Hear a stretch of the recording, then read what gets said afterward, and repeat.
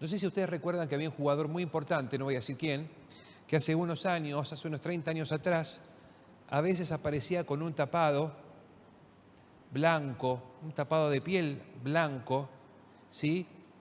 De una piel muy delicada y muy fina y muy cara, un tapado de arminio. No sé si ustedes recuerdan, un jugador muy importante, con rulos, ¿sí? Que aparecía, ¿no es cierto?, con un tapado de arminio y era una piel, bueno, es un tapado carísimo. Ya creo que no se permiten cazar arminios porque están protegidos, lógicamente, por una ley de preservación. Pero esa piel de arminio es muy delicada, es blanca, perfectamente blanca, absolutamente blanca. Por lo tanto, tener un tapado de arminio era tener un tapado de la calidad más cara. Y realmente el arminio se caracteriza por la blancura de su piel, justamente, y cómo el arminio procura siempre que esa piel se mantenga limpia y de una característica inmaculada. El mundo, sin embargo, cada vez se hunde más y pretende hundir todo a su paso. El mundo viene en picada, viene de mal en peor, y por lo tanto, en el arca del Señor, el arca que es la iglesia, se viene metiendo de una u otra manera, se viene filtrando las aguas, ¿no es cierto?, putrefactas del mundo. La gran pregunta es entonces si va a quedar algún santo en pie. ¿Va a quedar algún santo en pie? ¿Quedarán santos en este tiempo? ¿Quiénes son los santos que Dios quiere tener? Primera Tesalonicenses 3:13, vamos a ver allí, hay una declaración interesante de San Pablo respecto de este gran tema de la santificación. Un tema que da pudor casi predicar porque cualquiera que habla de la santificación es emparentado con el legalismo. Sin embargo, en la palabra de Dios hay una visión muy equilibrada de santificación. Allí en 1 Tesalonicenses 3:13 dice allí que sean afirmados vuestros corazones irreprensibles en santidad delante de Dios nuestro Padre, en la venida de nuestro Señor Jesucristo con todos sus santos. Un deseo de Pablo para la iglesia de Tesalónica y por supuesto para nosotros hoy, ¿sí? La iglesia está llamada a ser irreprochable en santidad. La santidad es una condición de distinción de la iglesia delante del mundo. Y dice Pablo, Dios es el que afirma los corazones, Dios es el que nos hace irreprochables en santidad delante de Dios, nuestro Padre, en la venida de Jesucristo. Así que los hijos de Dios, aunque pecadores arrepentidos, sí, pecadores arrepentidos, aún pueden, y yo diría que aún deben ser santos. Dios es el santificador. Dios actúa como el santificador de la iglesia. Ahora, ¿cómo es que santifica a Dios? También lo explica allí un poquito más adelante en 5:23, mismo libro 5:23. Dice Pablo casi al terminar esta carta de Primera de Tesalonicenses 5, versículo 23. Y el mismo Dios de paz os santifique por completo, y todo vuestro ser, espíritu, alma y cuerpo sea guardado irreprensible para la venida de nuestro Señor Jesucristo. Así que, ¿cómo santifica a Dios? ¿Cuánto santifica a Dios? Por completo. Y eso de la santificación completa que Dios obra, la designa Pablo, o la define Pablo, como una santificación de espíritu, alma y cuerpo. Por lo tanto, Dios santifica el oído, Dios santifica el gusto, Dios santifica la espalda, Dios santifica el pelo, Dios santifica los brazos, Dios santifica las piernas, los pies. ¿Cómo actúa esa santificación que Dios obra? Es por completo, claro. Dios santifica el ser humano en todas sus dimensiones, espiritualmente, ¿sí?, mentalmente, renueva sus pensamientos, y el cuerpo de los santos también es completamente distinto, ¿sí? No es como cualquier cuerpo que uno ve por la calle, ¿no es cierto? El cuerpo del santo es diferente, es distinto, así como Dios santifica los pensamientos, la vida espiritual y aún los vínculos están santificados por el Señor. Dice acá entonces que Dios afirma nuestros corazones y nos hace irreprensibles. Dios es el santificador. Ahora, ¿cómo es posible que esto se dé? No hay reglas para la santificación. No hay un cómo ser santificado que uno diga, bueno, hago un paso, un protocolo de santificación. Es una obra, por supuesto, espiritual que Dios obra en nuestra vida y dice allí, entonces en 1 Pedro 5:10, añade Pedro a esto que la santificación es una obra de la gracia también. La salvación en general es una obra de la gracia y por supuesto la santificación como parte del plan de salvación es una obra de la gracia del Padre Dios. Dice así 1 Pedro 5:10, dice aquí, mas el Dios de toda gracia, que nos llamó a su gloria eterna en Jesucristo, después que hayáis padecido un poco de tiempo el mismo, os perfeccione, afirme, fortalezca y establezca. La gracia de Dios opera esto. Así como la gracia de Dios hace que una persona se acerque, como la gracia de Dios hace que una persona acepte a Cristo, bueno, esa misma gracia es la que empieza a santificar a la persona. La santificación es por gracia, tanto como la justificación, la salvación en general es un acto de la gracia de Dios, lo cual incluye la santificación. ¿Y para quién Dios santifica? ¿Para quién lo hace? ¿Para uno mismo? ¿Para la comunidad? ¿Para quién Dios está santificando? ¿A quién le regala una iglesia especial, distinguida, distinta? De cualquier persona, de cualquier localidad donde la iglesia esté. Bueno, para sí mismo. Es para Él. Es para Él, no es para el pastor, no es para que los ancianos digan qué linda iglesia, o para que la junta diga qué buena iglesia, cada vez mejor. Es para Dios. La santificación que Dios obra es para sí mismo. Efesios 5:27, fíjense ustedes, qué lindo pasaje, dice el Señor, inspira el Señor aquí, 5:27, a fin de presentársela a sí mismo una iglesia gloriosa, que no tuviese mancha, ni arruga, ni cosa semejante, sino que fuese santa y sin mancha. La santificación de la iglesia, que somos todos nosotros, es un regalo que Dios se hace a sí mismo, como el novio, como el esposo, una novia, ¿no es cierto?, impecable. Dice allí que no tuviera mancha, ni arruga, ni cosa semejante, sino que fuera santa y sin mancha. ¿Cómo es la iglesia hoy? Bueno, débil e imperfecta, pero Dios está obrando en la iglesia para que esa iglesia pueda ser una iglesia preparada en su venida. Sin embargo, esa iglesia viene caminando en el mundo y en el mundo hay diferentes tentaciones y diferentes obstáculos que la iglesia tiene que traspasar. Judas, versículo 24, el libro de Judas, que tiene un solo capítulo, en el versículo 24 nos dice justamente que Dios es poderoso para que esa iglesia pueda no solamente ser santificada, sino caminar en santificación todo el tiempo hasta la venida. Bueno, y es interesante un detalle de este versículo. El versículo dice, aquel que es poderoso para guardaros sin caída, aquel que es poderoso para guardaros sin caída y presentaros sin mancha delante de su gloria con gran alegría. Y la gran pregunta que muchos hacen es, ¿sin caída en qué? La iglesia se puede mantener, Dios la puede mantener sin ninguna caída. Y uno pensará, no, caída en el pecado.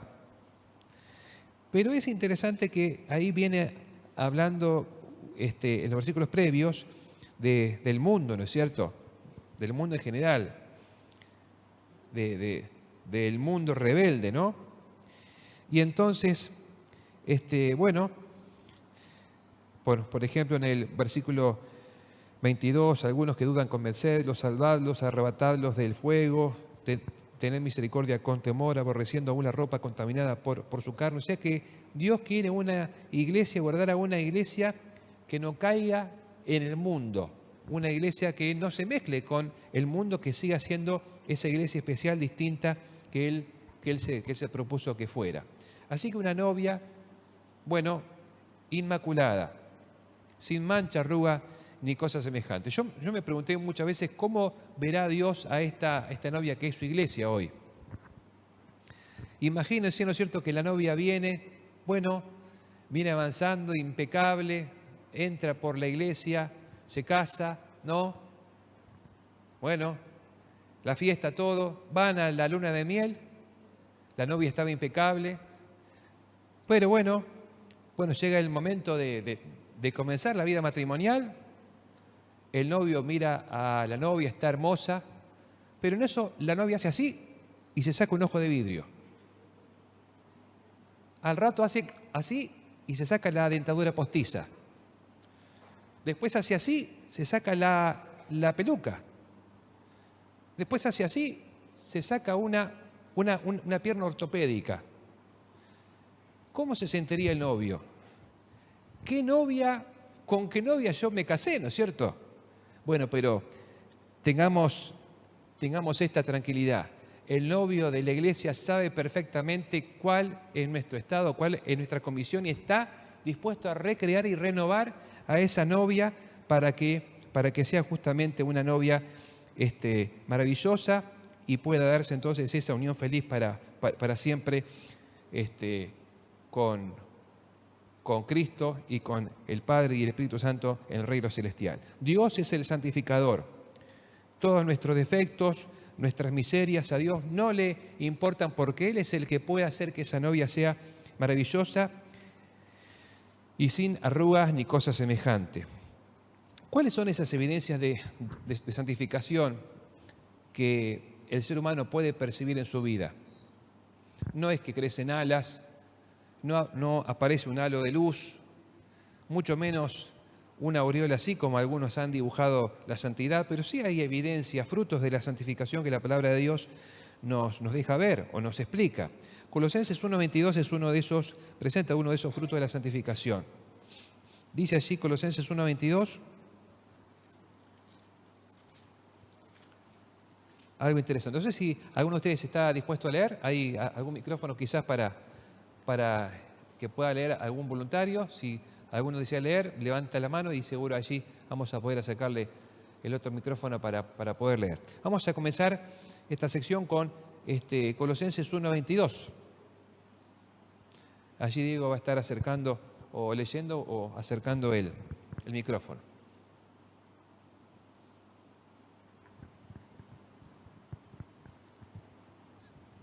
Allí atrás mi hermano quiere leer. Colosenses capítulo 1, versículo 22.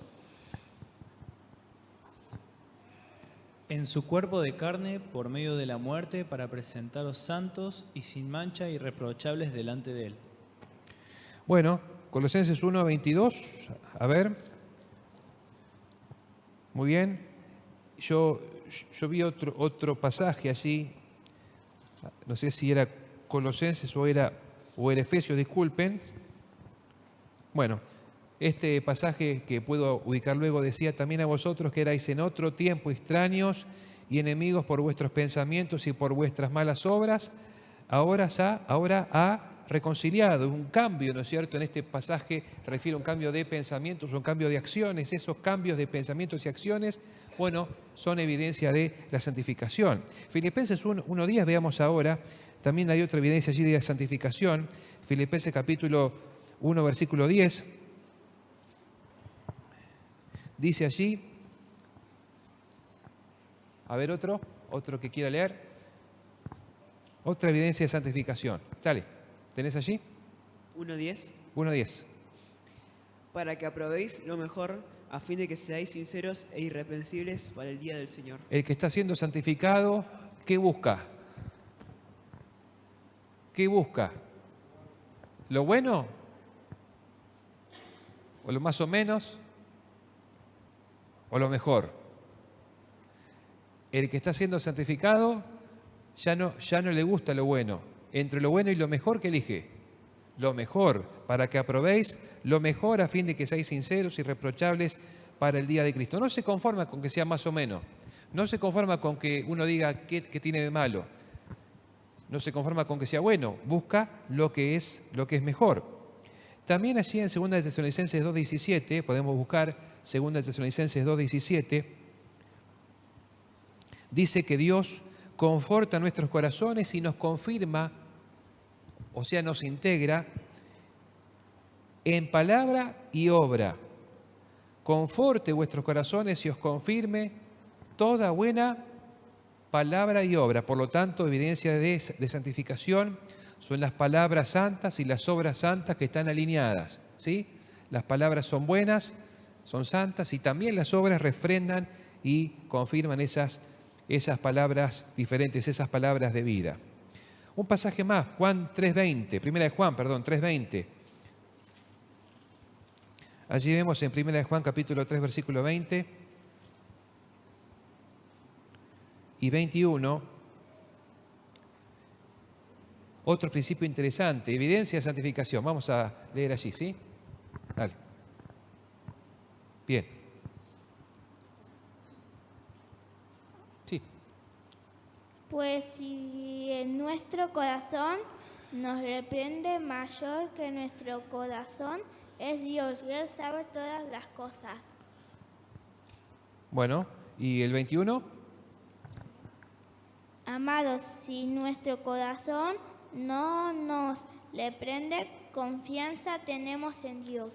¿Qué es lo que el santo, el que está siendo santificado, sigue como una brújula y no se aparta ni para acá ni para acá y sigue esa brújula? ¿Cuál es esa brújula que está acá y en este sector? Es la conciencia, ¿no? Y bueno, Pablo dice, nuestro corazón nos reprende o nos confirma. Si nuestro corazón no nos reprende, nuestra mente, nuestra conciencia que funciona allí, mayor que nuestro corazón es Dios, y Él sabe todas las cosas. O sea, Dios, el Espíritu Santo de Dios, trabaja no por medio de, no actúa en la rodilla o en la ciática. El Espíritu Santo trabaja y habla a nuestra mente. Por eso dice Pablo, si nuestro corazón no nos reprende o no reprende, mayor que nuestro corazón es Dios. Si nuestro corazón no nos reprende, confianza tenemos en Dios. Por lo tanto, el Hijo de Dios sigue a su conciencia, y su conciencia lógicamente está iluminada en el mejor de los casos, que es nuestro caso, por la Biblia. Pero ha habido muchos casos en que ha habido personas que han existido que no tuvieron acceso a la Biblia, pero Dios hablaba a sus conciencias, y por lo tanto esas personas fueron fieles a esa conciencia, y por lo tanto, bueno, anduvieron en el camino que Dios les reveló, porque no tenían acceso a la Biblia, que justamente informa mejor nuestra conciencia. Seguir la conciencia, no ir contra la conciencia, es una evidencia importantísima de santificación, ¿sí? Y ahí entonces, acá no hay lugar para las subjetividades, porque la conciencia siempre va a ir según lo que Dios ha establecido y ha revelado en forma escrita, ¿sí? O a los que no tuvieron acceso, insisto, lo que ha impreso en sus corazones su conciencia moral, su conciencia del deber. Y acá todos los seres humanos venimos con ese mecanismo, ¿sí? Venimos con ese mecanismo de la conciencia moral, de lo que es bueno, de lo que es malo, de lo que nos hace bien, de lo que nos hace sentir culpables. El ser humano ha diseñado 1400 teorías para negar la culpa, pero no puede escapar de la culpa. Ha diseñado un montón de psicofármacos para negar la culpa, pero la culpa sigue estando. Y justamente nuestra conciencia es ese mecanismo del cual nadie puede escapar. Y Dios justamente utiliza esa conciencia para dirigir nuestra vida y hacernos decidir. Cuando no hay así está escrito, o una regla clara y precisa, nuestra conciencia es la que nos hace escuchar en el mejor de los casos la voz de Dios, y si la escuchamos, sigámosla, porque esa es justamente el camino a seguir. Oirás a tus palabras, ¿no es cierto?, una voz que diga, este es el camino, andad por él, y entonces si es ese, no vayas ni para un lado ni vayas para otro. Ahora, entonces esas evidencias de santificación tan especiales, el cambio en los pensamientos, en las acciones, en lo que uno busca, en lo que uno quiere, las palabras, las obras santas, coherencia en la vida privada y pública, esa vida encaminada y calibrada con la conciencia que Dios ha puesto en nosotros, todo eso es evidencia de la santificación. Y una iglesia así preparada, una iglesia que vive así en un nivel individual o colectivo, justamente es una iglesia preparada, la cual es la mejor carta de presentación del predicador que anuncia el Evangelio a esa iglesia. En este caso, Pablo decía en 1 Tesalonicenses 2:19, ¿cuál es nuestra esperanza, gozo, corona de que me gloríe? ¿No sois vosotros delante de nuestro Señor Jesucristo en su venida? ¿Sí? Esa es la iglesia justamente preparada, santificada, que es la carta de presentación o la recompensa de el predicador en el reino celestial. Una iglesia que haya sido preparada en el Evangelio y haya dado frutos de una vida nueva. Bueno, nosotros somos cristianos y estamos en un mundo cada vez más contaminado que se revuelca en todo tipo de impiedades y en algún sentido nosotros somos como arminios, ¿sí? Arminios del Señor, arminios que van por esta vida, por este mundo, buscando al Dios santificador y obrando, y el Espíritu Santo obrando en nuestras vidas como santificador. El arminio es uno de los carnívoros más pequeños del mundo. Es muy ágil y muy, muy inquieto. Tiene el cuerpo alargado, es muy flexible. El arminio habita en bosques, habita en estepas también. Por lo general tiene su madriguera en un montón de piedras. Y se disimula esa madriguera con una mata espinosa para que nadie encuentre fácilmente esa madriguera. Antiguamente se cazaba también el arminio como un trofeo para usar su piel, que es suave, de mucha calidad. Se hacían abrigos como el que refería hace un rato, tapados, ¿sí? Mantas con esa piel tan delicada y tan cotizada. Pero el arminio tiene una característica principal, no es que es carnívoro, no es que es ágil, sino que la principal característica del arminio es que es el animal más celoso en cuanto a mantenerse limpio. Más que los gatos que se limpian, más que ningún otro animal, el arminio es muy celoso de su limpieza. Bueno, es de escapar fácilmente y cuando los cazadores quieren atraparlo, le tienden una trampa. Buscan su madriguera, encuentran su madriguera, y entonces, sabiendo de su aversión a ensuciarse, la estrategia que usan es ensuciar, embarrar la entrada de su madriguera para que cuando lo persiguen, él, viendo la tierra, el barro, la suciedad en la entrada de su madriguera, no tenga escapatoria y entonces lo tienen ahí a merced para poder cazarlo. Esto me recuerda a la historia del duque y el arminio. Había un duque que estaba cazando con un ayudante y bueno, ayer lejos viene a un arminio y le dan, persecución y corren detrás de ese arminio hasta que ven que allá a lo lejos el arminio se detiene y frena de golpe y ellos apuran la marcha para llegar y poder atraparlo. Y entonces ven ahí que el arminio está petrificado y le pregunta el duque a su ayudante, ¿por qué quedó así, detenido, casi en seco? ¿Por qué está así, petrificado? Y el ayudante le dice, bueno, usted fíjese, él tenía que cruzar por esa zanja, toda embarrada, pero el salto no le iba a dar para cruzar. Por lo tanto, él, ahí está, esperando morir porque él prefiere morir antes que ensuciarse. Él prefiere morir antes que ensuciarse. ¿Será que los cristianos hoy somos así, como los arminios? ¿Preferimos morir antes que ensuciarnos? ¿Preferimos morir antes que ponernos un arito? ¿Preferimos morir antes que tatuarnos? ¿Preferimos morir antes que ser adúlteros? ¿Preferimos morir antes que estar con el poliamor? ¿Preferimos morir antes que tomar? ¿Preferimos morir antes que todo lo que se está viendo hoy en el mundo cada vez con más naturalidad? Bueno, el cristiano, sí, ha sido creado por Dios, por el mismo Dios que hizo el arminio. Y ese es el desafío que tanto tenemos hoy. La forma de vivir, el estilo de vida sigue siendo importante y sigue siendo parte de la salvación. No somos salvos por el comportamiento, pero la salvación se deja ver también en el estilo de vida. No es posible ser cristiano viviendo como mundano. No hay tal cosa como un cristiano que sea cristiano y viva como mundano. No. Por lo tanto, busquemos la santidad en Dios, el santificador, que por gracia santifica, y entonces podremos ser como arminios en un mundo que cada vez se revuelca más y más en la impiedad. Pensemos en esto y oremos por esto.